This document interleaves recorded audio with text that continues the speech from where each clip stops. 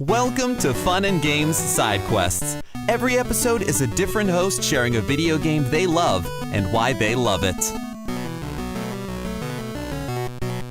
Hello, this is Keith Lehtinen from Certain POV comic book review show We Have Issues. And this is my first side quest in a while. I'm really excited to be here and to talk about a game. And it's a game I chose a while ago, and it's taken me a while to kind of get my feelings down, but I think I know what I want to talk about. For those of you who don't know me, I'm a huge Marvel fan. I always have been, always will be. I will defend any MCU project you care to mention. I think they're all great. But deep down, my favorite MCU projects are the Guardians of the Galaxy films. I think they're incredible. I think Guardians of the Galaxy 2 is the best movie Marvel's ever made.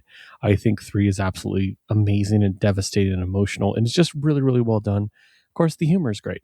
So what does this have to do with anything? We're talking about video games here, not movies, right? Well, I'm here to talk about Marvel's Guardians of the Galaxy, the video game from 2021. I think there's this certain attitude about this game that kind of bothers me, because for those who weren't around, this game got a lot of hype and was absolutely really an incredible game that year.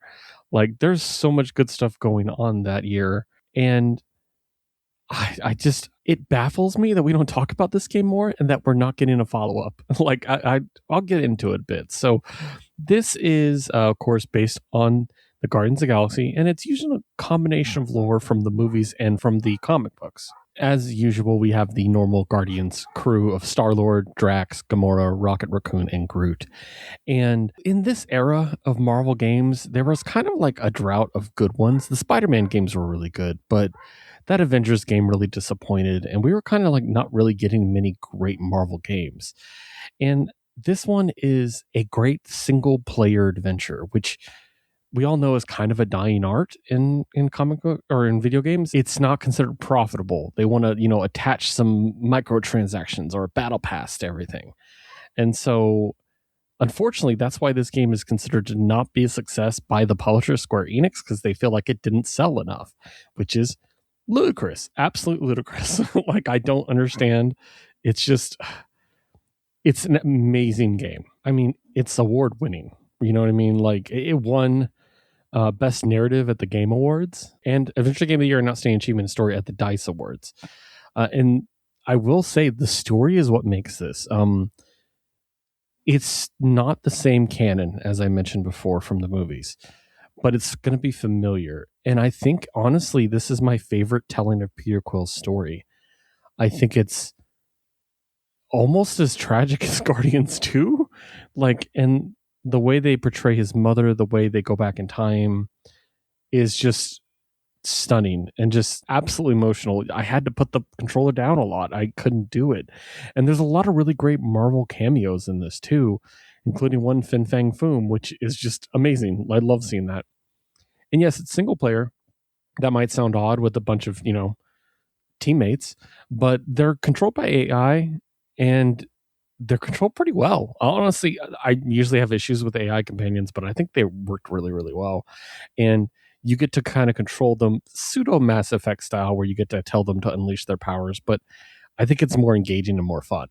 And the dialogue is just snappy and interesting and just really, really fun to play through. Vivid worlds, the art style is amazing. And of course, we're talking about Guardians of the Galaxy. We got to talk about the soundtrack. The soundtrack is absolutely crazy. There's some songs, obviously, that are existing songs from like Iron Maiden and Wham and stuff like that. But there's also like an in-game metal band that their music kind of permeates the whole thing. And they're kind of a plot point of their own in a weird way, because it really ties into Peter Quill's past. And I'm not going to tell you their name. It's part of the fun.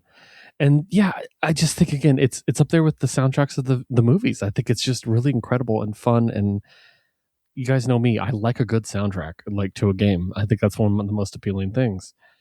The characters are really well written. We get a lot of, like I said, cameos. One of the big cameos is Mantis. If you were asking, where's Mantis? She does have a cameo, and her character is more like the comic book version, which I really appreciated. One of the things I like most about this is the themes of this story. and kind of the establishment of them more as a team. They are more of a unified team in this, and that's fun. After the Guardians movies, there was a lot of bickering in the first two, especially. It's nice to have like kind of more of a cohesive unit. But the theme of this one is parenthood, which was kind of a theme of Guardians too. Maybe that's one of the reasons I like it. But it's different, is what I'll say. There's a big spoiler if I get into it, but it does kind of like dig into that and dig into being responsible, and it really kind of like, I don't know, like I guess what I'm saying is like the story is incredible, and why don't we have more of it? Damn it! Like I love it so much. I can't get over the fact that I'm getting no more of this. Even like a comic book. Let me write the comic book. I will write this comic book. I don't know, but it's really great. Everybody is very much in character, and Rocket is just obviously a comedy like masterpiece in this, as always. And yeah, I don't have much more to say. I just love the story. I think it's so good. And obviously it won awards for that. You know what I mean? Like, so yeah.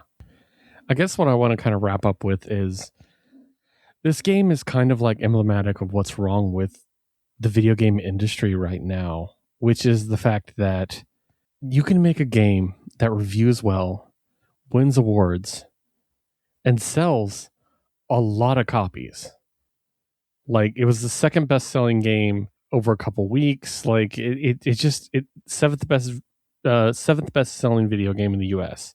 But because of the greed of publishers, they decide that's not good enough. It's not enough. And that's kind of where we are with the video game industry, which is kind of a depressing way to end this. I really am sorry about that, but that's the way it is. But as always, vote with your wallet. Give this game a shot. I think you would really, really like it. I think it is on PlayStation Plus now. And God, it's so much fun. I didn't even talk about the gameplay. It's so much fun. You only control Star-Lord. Did I mention that part? It's a lot of fun, and I really, really like it. And as a big nerd, I love all the references. So yeah, that's it though. Give it a shot. If you like the movies, especially, I think you would really, really appreciate it. But thank you so much for having me on again, and happy gaming.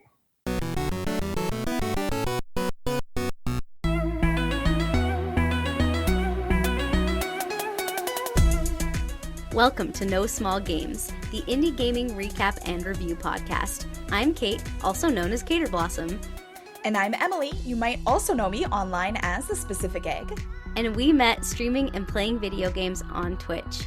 At No Small Games, we combine our favorite genres to experience everything the indie game world has to offer and share it with all of you. We believe there are no small games, only small game studios.